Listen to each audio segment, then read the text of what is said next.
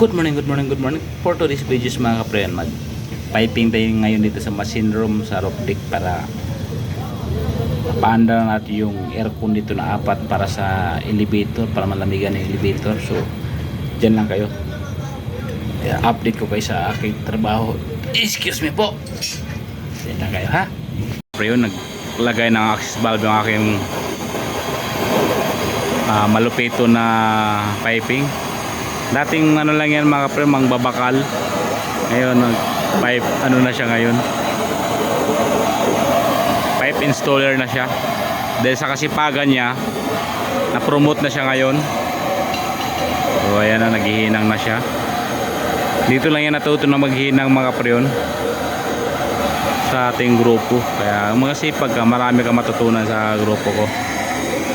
Ayan, so yung yan, nakaabang na yan, mamaya tapos na agad yan. Sabi ko sa kanila, hanggang tanghali lang tayo dito, bababa na tayo, machine connection na tayo sa baba. So ayan, liligtis na yan ngayon mga kapreon. Liligtisin na yan, and then waiting for approval. Pag na-approve na, kumbati na. Ganun lang trabaho namin dito mga kapreon. 4 na unit to. Mamaya pakita ko sa inyo sa loob. Right, tis na tayo mga kapreon. Baran natin to para tapos tayo sa machine room. 4 na yun ito, may mga babad na yung mga kapreon. Sabado na ito pwede na ito yung machine connection.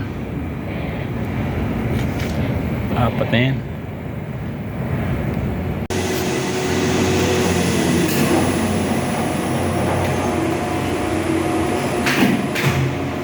Hi.